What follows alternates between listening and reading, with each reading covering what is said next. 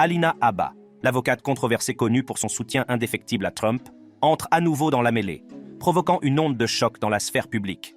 Avec un message plus que provocateur, carrément incendiaire, les mots d'Alina Habba sont prêts à faire tourner les têtes, à déclencher un débat féroce et à polariser les opinions comme jamais auparavant. Je suis ici avec le message. Before he takes the stand to defend himself, Ms. Habba, tell me the questions you're going to ask in open court and tell me exactly what he's going to respond. And then edited my questions, edited the response he was allowed to give. Habba contre Engoron. Pour comprendre le conflit entre Alina Habba et le juge, il faut d'abord se plonger dans le contexte de l'affaire. Tout a commencé avec le procès civil pour fraude intenté à New York contre l'ancien président Donald Trump et ses co-accusés, dont ses fils adultes Eric Trump et Donald Trump Jr., ainsi que d'anciens dirigeants de la Trump Organization. Le procès, qui a duré plusieurs mois devant la Cour supérieure de New York, était centré sur des allégations de fraude financière. L'accusation a fait valoir que M. Trump et ses co-accusés avaient déformé les états financiers de la Trump Organization afin d'obtenir un traitement favorable de la part des banques et des prêteurs.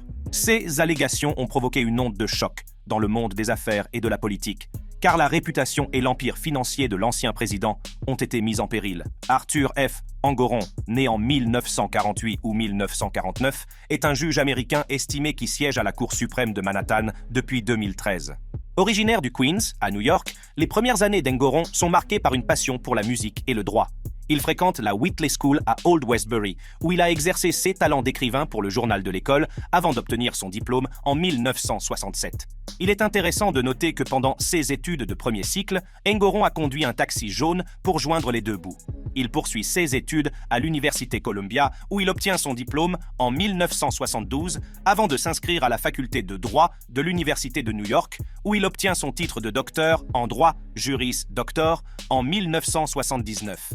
La trajectoire professionnelle d'Engoron reflète un large éventail d'expériences. Il a commencé son parcours juridique chez Allwyn, Connelly, Chase, O'Donnell & Weher, un important cabinet de la ville de New York. Cependant, sa passion pour la musique l'a amené à interrompre ses activités juridiques pour enseigner le piano et la batterie pendant 7 ans. En 1991, il est revenu dans le domaine juridique en tant qu'assistant juridique de Martin Schoenfeld, juge administratif de l'administration de la sécurité sociale. Le dévouement d'Engoron à la justice et au service public est devenu évident lorsqu'il a été élu juge au tribunal civil de la ville de New York en 2002. Son excellente réputation lui a valu d'être nommé juge suppléant à la Cour suprême de Manhattan en 2013, poste qu'il a occupé avec distinction. Il s'est notamment présenté sans opposition à un poste permanent à la Cour en 2015, ce qui témoigne de l'estime dont il jouit au sein de la communauté juridique. Après un procès éprouvant, M. Engoron a rendu sa décision. Cette décision a fait l'effet d'une bombe et a condamné M. Trump et ses co-accusés à payer plus de 350 millions de dollars pour leur participation à la fraude financière. Ce montant stupéfiant a provoqué une onde de choc dans le camp Trump et dans l'ensemble du pays. Lorsque des avocats américains se retrouvent face à des décisions qui imposent des conséquences financières importantes à leurs clients, il s'agit d'un scénario plein de complexité et de défis. Ces décisions ne sont pas seulement des revers juridiques. Elles peuvent avoir de profondes répercussions sur la vie, les moyens de subsistance et la réputation des personnes concernées. Pour les avocats, c'est un moment qui exige une navigation prudente, une réflexion stratégique et un engagement à respecter les principes de la profession juridique. À la suite de ces décisions, les avocats se retrouvent souvent aux prises avec une myriade de préoccupations. Ils doivent évaluer les implications de la décision pour leurs clients, en tenant compte des conséquences financières immédiates ainsi que des effets potentiels à long terme sur leur entreprise ou leur vie personnelle. Cette tâche peut s'avérer décourageante, car les enjeux sont souvent élevés. Des sommes d'argent considérables étant en jeu et l'avenir des affaires de leurs clients étant en suspens. En outre, la pression qui pèse sur les avocats dans ces situations peut être immense. Ils sont chargés de trouver des solutions dans les limites de la loi, de défendre vigoureusement les intérêts de leurs clients et de s'efforcer d'obtenir le meilleur résultat possible dans des circonstances difficiles. Il peut s'agir d'explorer les voies de recours, de négocier avec les parties adverses ou de poursuivre des stratégies alternatives pour atténuer l'impact de la décision. Il s'agit d'un processus exigeant qui requiert à la fois une expertise juridique et une résistance émotionnelle. Dans le même temps, il est essentiel que les avocats conservent leur professionnalisme et leur intégrité tout au long de la procédure. Ils doivent notamment s'abstenir de critiquer publiquement les juges ou le système juridique, même s'ils ne sont pas d'accord avec une décision. Un tel comportement nuit non seulement à la crédibilité de la profession juridique, mais risque également de nuire à la réputation de l'avocat et de son client. Au contraire, les avocats sont encouragés à concentrer leurs efforts sur une défense constructive dans les limites de la loi, en cherchant à faire respecter les principes d'équité, de justice et de respect des procédures. Mais ce ne sont pas seulement les sanctions financières qui ont rendu ce jugement si important. Le juge Engoron a également imposé des sanctions supplémentaires à M. Trump. Il lui a été interdit d'exercer une quelconque fonction de direction dans une entreprise new-yorkaise, y compris dans sa chère Trump Organization. En outre, un contrôleur indépendant a été nommé pour superviser les activités de la Trump Organization, ce qui a permis d'ajouter un niveau de contrôle supplémentaire aux transactions commerciales de l'ancien président. La décision a suscité des réactions mitigées. Les partisans de M. Trump y ont vu une attaque politiquement motivée, une chasse aux sorcières destinée à faire tomber l'ancien président. D'un autre côté, les critiques ont salué une victoire de la justice, qui oblige les puissants à rendre compte de leurs actes. Alina Habba, qui représentait M. Trump lors du procès, a immédiatement exprimé son indignation face à cette décision. Elle a condamné la décision comme une injustice manifeste, affirmant qu'il s'agissait de l'aboutissement d'une chasse aux sorcières de plusieurs années, alimentée par des considérations politiques. Selon elle, le procès a été conçu pour faire tomber Donald Trump, bien avant que Letitia James ne devienne procureure générale. Alina Habba, en tant qu'avocate de Donald Trump, a vivement critiqué la décision. Elle l'a qualifiée à plusieurs reprises de chasse aux sorcières politiquement alimentée, affirmant qu'elle avait été conçue pour faire tomber l'ancien président bien avant que Letitia James ne devienne ministre de la Justice. Selon Mme Habba, le procès a été entaché de partialité et de traitement injuste, dans le but de ternir la réputation et l'héritage de M. Trump. D'autre part, l'accusation a fait valoir que la décision était une étape nécessaire pour que M. Trump et ses co-accusés soient tenus responsables de leurs actes. Elle a présenté des preuves de fraude financière, alléguant que les accusés avaient intentionnellement déformé des états financiers afin d'obtenir un traitement favorable de la part des banques et des prêteurs. L'accusation a soutenu que ce comportement justifie des sanctions sévères et des restrictions sur les activités commerciales futures de M. Trump. Dans le système judiciaire, il est courant que les avocats représentant l'accusation et la défense entament des discussions et des négociations en dehors du tribunal. Ces débats extrajudiciaires constituent un élément essentiel de la procédure judiciaire, car ils permettent aux deux parties d'évaluer leurs dossiers respectifs, d'échanger des informations et d'envisager des solutions potentielles. Au cours de ces discussions, les avocats analysent les preuves dont ils disposent, examinent les précédents juridiques et élaborent des stratégies sur la meilleure façon de présenter leurs arguments au tribunal. Ils peuvent également discuter des forces et des faiblesses de leur dossier et évaluer les chances de succès au procès. Ces conversations permettent aux équipes de l'accusation et de la défense de mieux comprendre les complexités de l'affaire et de prendre des décisions éclairées sur la manière de procéder. En outre, les débats extrajudiciaires peuvent parfois déboucher sur des accords tels que des négociations de plaidoyer ou des règlements, ce qui peut faire gagner du temps et des ressources à toutes les parties concernées. Dans l'ensemble, ces discussions démontrent l'engagement des deux parties en faveur de la justice et de la résolution équitable des litiges. L'un des principaux points de désaccord dans ce conflit est la question de savoir si la décision a été motivée par des raisons politiques. Alina Habba et les partisans de M. Trump soutiennent que le procès s'inscrit dans le cadre d'un programme plus large visant à saper l'ancien président et ses réalisations. Ils affirment que la décision du juge a été influencée par des préjugés personnels et par le désir d'apaiser les opposants politiques. Cependant, le juge Arthur Engoron a défendu sa décision, déclarant qu'elle était basée uniquement sur les preuves présentées au cours du procès. Il a souligné l'importance de tenir les individus responsables de leurs actes, quelle que soit leur stature politique. Le juge Engoron a souligné l'absence de contrition et de remords des accusés comme facteur de sa décision, suggérant que leur comportement était à la limite de la pathologie. Face à ce revers, Alina Habba s'est engagée à faire appel de la décision. Elle s'est déclarée convaincue que la division d'appel annulerait ce qu'elle considère comme un verdict flagrant et mettrait fin à ce qu'elle appelle la persécution incessante dont ses clients font l'objet. Une chose est sûre, Alina Habba reste ferme à l'égard de Trump. Alina Habba.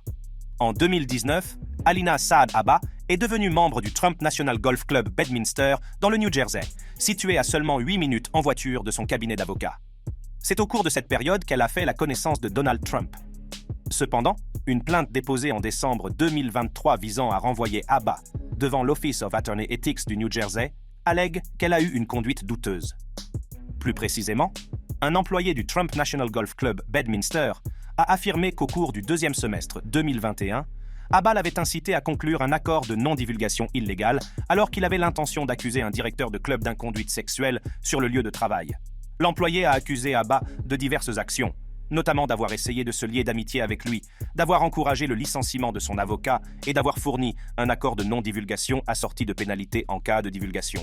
Cependant, Abba a répondu à ces allégations en 2023 en déclarant qu'elle se conduisait toujours de manière éthique et qu'elle n'avait pas agi différemment dans cette circonstance particulière. L'implication de Mme Abba auprès de M. Trump s'est accrue lorsque, en septembre 2021, il l'a engagée dans son équipe juridique, en remplacement de plusieurs avocats bien établis. Peu de temps après son embauche, Abba a intenté un procès de 100 millions de dollars au nom de Trump contre le New York Times, 3 journalistes du Times et la nièce de Trump, Mary L. Trump. Malheureusement pour M. Trump, cette action a été rejetée par le juge au motif qu'elle n'était pas conforme au droit constitutionnel. Abba a également représenté Trump dans un procès en diffamation intenté par Summer Zervos, qui avait accusé Trump de comportements inappropriés. En octobre 2021, Abba a intenté une contre-attaque contre Zervos, affirmant qu'elle essayait d'étouffer le droit de Trump à la liberté d'expression. Cependant, Zervos a abandonné les poursuites peu de temps après, en novembre 2021. En 2022, Mme Abba a représenté M. Trump dans une affaire judiciaire concernant la fausse déclaration de la valeur de ses actifs sur diverses déclarations de valeur nette. Elle a fait appel en vain d'une décision de justice exigeant de M. Trump et de ses enfants qu'ils témoignent sous serment des évaluations qu'ils ont signées lors du dépôt de ces déclarations. Notamment, lors d'une déposition en août 2022, M. Trump a refusé de répondre aux questions et a invoqué le 5e amendement plus de 450 fois. D'autres problèmes juridiques se sont posés à Abba en 2022 et au-delà. Elle a été poursuivie en justice par une ancienne employée, Nassia Drayton, qui alléguait un comportement inapproprié et des commentaires racistes sur le lieu de travail. La lutte contre le racisme dans l'espace de travail américain n'est pas seulement un impératif moral. Elle est essentielle pour favoriser un environnement de travail sain, inclusif et productif. Le racisme, qu'il soit manifeste ou subtil, sape les valeurs fondamentales d'égalité et d'équité qui constituent le fondement de toute société démocratique. Sur le lieu de travail, le racisme peut se manifester sous diverses formes, notamment par des pratiques d'embauche discriminatoires, des inégalités salariales, l'absence de possibilités d'avancement et le harcèlement ou les micro-agressions à caractère raciste. Ces inégalités ne nuisent pas seulement aux personnes directement concernées, mais érodent également la confiance, le moral et la cohésion entre les employés.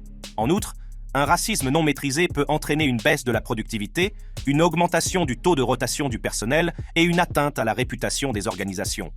En s'attaquant activement au racisme sur le lieu de travail, les employeurs démontrent leur engagement en faveur de la diversité, de l'équité et de l'inclusion, ce qui, en retour, peut favoriser l'innovation, la créativité et la réussite globale.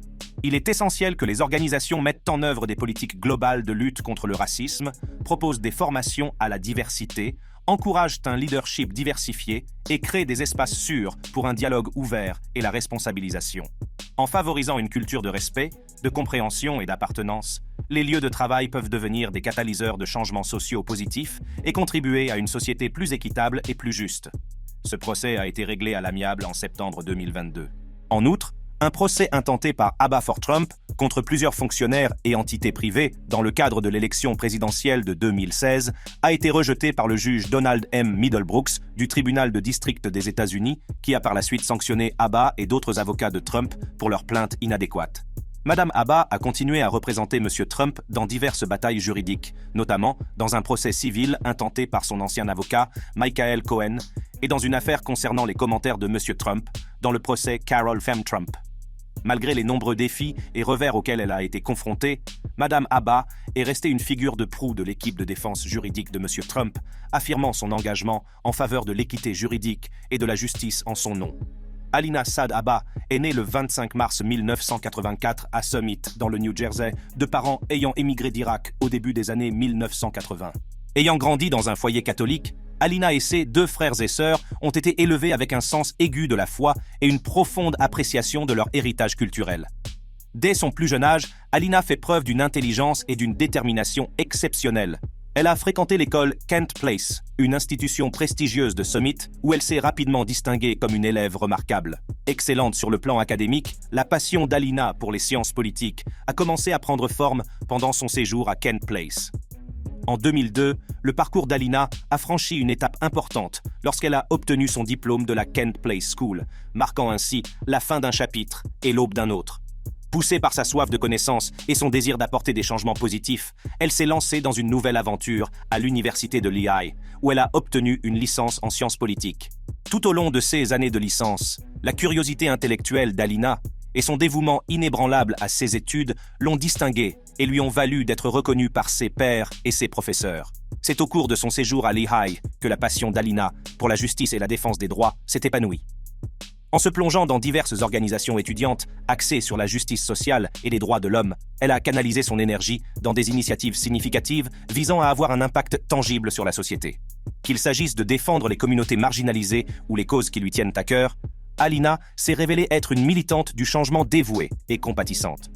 En 2005, Alina a obtenu son diplôme de l'Université de Lehigh avec mention, munie d'une mine de connaissances et d'une fervente détermination à faire la différence dans le monde.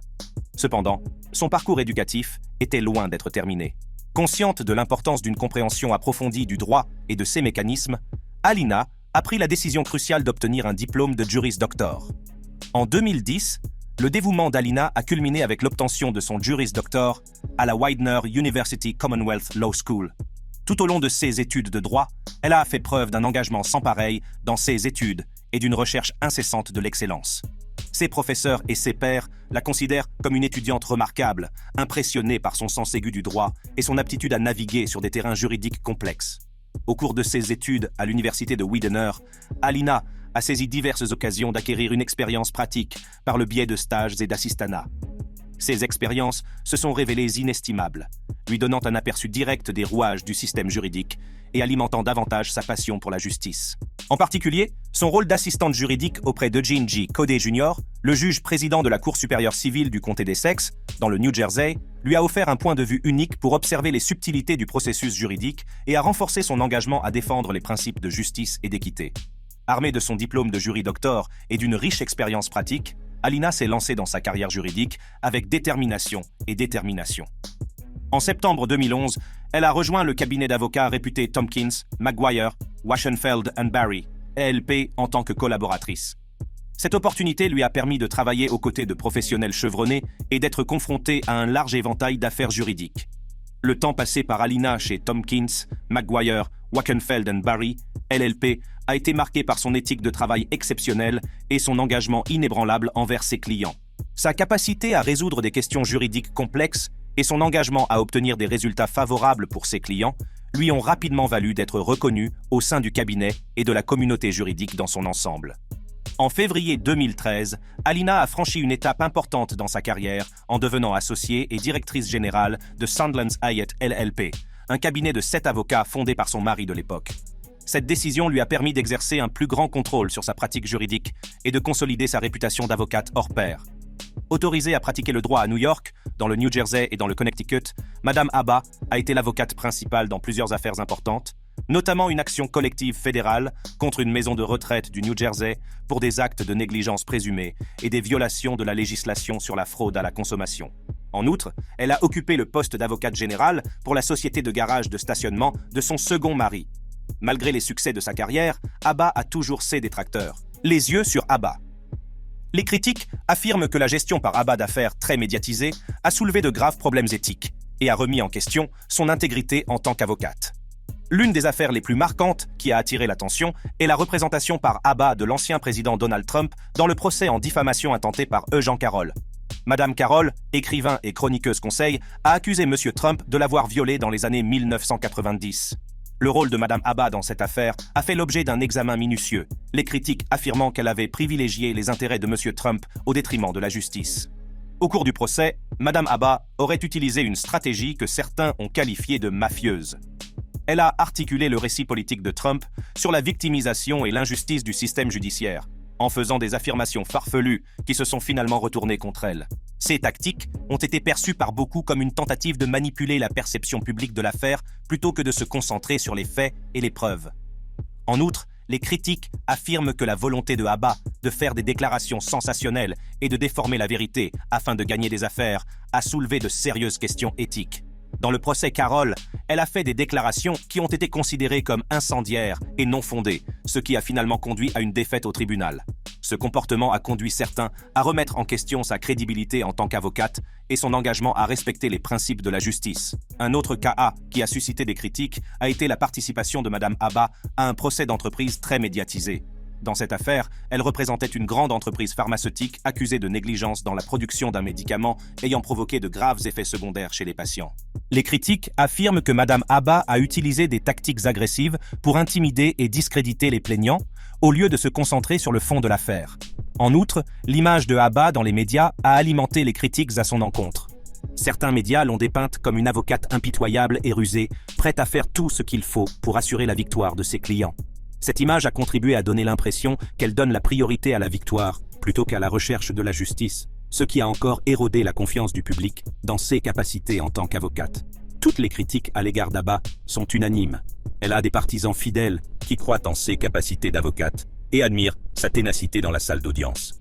Ils affirment qu'elle ne fait que son travail et qu'elle se bat pour les droits de ses clients, indépendamment de l'opinion publique. Cependant, les controverses qui entourent sa carrière ne peuvent être ignorées. Les médias jouent un rôle important dans la perception du public. Et Alina Habba n'est pas étrangère au pouvoir de la couverture médiatique. La façon dont elle a été dépeinte dans la presse a alimenté les controverses entourant sa carrière et a eu un impact profond sur la façon dont le public l'aperçoit. L'un des récits les plus courants dans la représentation médiatique de Habba est celui d'une avocate impitoyable et rusée. Les médias l'ont souvent dépeinte comme une personne prête à aller jusqu'au bout pour assurer la victoire de ses clients. Cette image a été renforcée par des titres qui soulignent ses tactiques agressives et sa volonté de faire des déclarations sensationnelles dans la salle d'audience. Par exemple, dans un procès d'entreprise très médiatisé, Habba a été présentée comme une avocate féroce pour son client, une grande entreprise pharmaceutique. La couverture médiatique s'est concentrée sur ses contre-interrogatoires agressifs et sa capacité à intimider les témoins adverses. Cette image la dépeint comme une adversaire redoutable, prête à tout pour gagner ses procès. En outre, les médias ont souvent souligné les déclarations controversées et les affirmations farfelues de Madame Habba. Lors du procès en diffamation contre Donald Trump, elle a fait des déclarations qui ont été considérées comme incendiaires et non fondées. La couverture médiatique de ces déclarations a encore renforcé l'idée que le public se fait d'elle comme d'une personne prête à déformer la vérité pour son profit personnel. Outre ces tactiques judiciaires, les médias se sont également intéressés à la vie privée de Madame Habba, contribuant ainsi à la perception que le public a d'elle. Les tabloïds et les journaux à potins se sont intéressés à ses relations personnelles et à ses choix de vie, la dépeignant souvent sous un jour négatif. Ce type de couverture a ajouté une nouvelle couche de controverse à sa réputation déjà polarisante. Il est important de noter que l'image de Habba dans les médias n'est pas uniforme. Si certains médias l'ont dépeinte sous un jour négatif, d'autres ont adopté une approche plus équilibrée, soulignant à la fois ses succès et ses controverses. Cependant, la couverture sensationnelle tend à dominer le récit, façonnant l'opinion publique et perpétuant les critiques à son encontre. L'image de Habba véhiculée par les médias a eu un impact profond sur la perception du public. De nombreuses personnes se forgent une opinion en fonction de ce qu'elles lisent ou voient dans les journaux, et la couverture négative dont Habba a fait l'objet a sans aucun doute influencé la façon dont elle est perçue par le grand public. Ceci, à son tour, a alimenté les critiques à son encontre, et a rendu difficile pour elle de se débarrasser des controverses qui entourent sa carrière. Les critiques entourant la carrière d'Alina Habba ont eu un impact significatif tant sur sa trajectoire professionnelle que sur sa réputation en tant qu'avocate. Les controverses et les allégations à son encontre ont non seulement affecté sa capacité à obtenir des clients de premier plan, mais ont également laissé une marque durable sur sa position au sein de la communauté juridique. L'une des conséquences immédiates de ces critiques a été la perte de clients importants. La réputation d'avocate controversée de Madame Habba a fait hésiter certains clients potentiels à faire appel à ses services. La couverture médiatique négative et l'image d'une avocate prête à déformer la vérité pour son profit personnel ont rendu difficile l'attraction de nouveaux clients, en particulier ceux qui attachent de l'importance à l'intégrité et aux normes éthiques. En outre, les critiques ont également affecté la position de Madame Habba au sein de la communauté juridique. Certains de ses pairs et collègues ont pris leur distance avec elle, invoquant des préoccupations concernant ses pratiques éthiques et l'impact de ses tactiques controversées sur la profession dans son ensemble. Cette situation a entraîné une perte de relations professionnelles et de références potentielles, ce qui a eu un impact supplémentaire sur ses perspectives de carrière. Les critiques ont également eu un impact personnel sur Habba. La surveillance constante et la couverture médiatique négative ont eu un impact sur son bien-être mental et émotionnel. La perception publique de l'avocate impitoyable et rusée qu'elle est a donné lieu à des attaques personnelles et à du harcèlement en ligne. Cela a créé un environnement hostile qui l'a empêché de gérer sa vie professionnelle et personnelle. De plus, les critiques ont eu un impact durable sur la réputation d'Habba. Malgré ses succès dans la salle d'audience, les controverses entourant sa carrière tendent à éclipser ses réalisations. La couverture médiatique négative et la perception du public ont fait qu'il lui a été difficile de reconstruire sa réputation et de regagner la confiance de ses clients et de ses collègues. En outre, les critiques ont également affecté la capacité de Habba à obtenir de nouvelles opportunités et à élargir ses horizons professionnels. Les employeurs potentiels ou les cabinets peuvent hésiter à s'associer à un avocat qui a fait l'objet d'un examen aussi minutieux et d'allégations de comportements contraires à l'éthique. Cela a limité ses possibilités d'avancement et de développement de carrière. Les fidèles partisans de Madame Habba continuent de se tenir à ses côtés, soulignant sa ténacité et son dévouement à ses clients. Ils affirment que les critiques dont elle fait l'objet résultent de sa volonté d'accepter des affaires controversées et de se battre pour les droits de ses clients. Cependant, l'impact de ces critiques ne peut être ignoré, car elles ont laissé une marque durable sur sa carrière et sa réputation. Après la lourde peine prononcée lors de son procès à New York, Donald Trump devra payer 355 millions de dollars et plus. Le juge a déclaré qu'il avait menti sur la quantité d'argent qu'il possédait dans des documents utilisés pour obtenir des prêts et conclure des marchés. Donald Trump ne peut pas encore faire appel, car il doit encore remplir des formalités administratives. Mais lorsqu'il pourra faire appel, il s'adressera à la division d'appel de New York, qui est une juridiction supérieure. Ses avocates demanderont probablement de suspendre la décision pendant qu'ils font appel. Monsieur Trump devra fournir de l'argent ou des actifs pour que la décision soit suspendue pour l'instant. La procédure d'appel pourrait durer longtemps, des mois, voire plus d'1 an. Si Trump perd, il peut demander à la plus haute juridiction, la Cour d'appel, d'examiner son cas. Dans son appel, M. Trump dira que le juge a été injuste et que certaines règles du procès étaient erronées. Ses avocats diront également que certaines des mauvaises actions dont il est accusé se sont produites il y a trop longtemps pour être évoquées aujourd'hui. Les avocats de Donald Trump se sont déjà battus avec le juge devant la chambre d'appel, mais ils n'ont pas eu gain de cause. Ils vont maintenant réessayer. Ce combat juridique est très important pour l'argent de Donald Trump, sa réputation et peut-être même son avenir politique. Mais il faudra attendre un certain temps avant de voir ce qui se passera. Si vous avez aimé cette vidéo, cliquez sur la carte qui s'affiche en ce moment sur votre écran pour accéder à d'autres vidéos.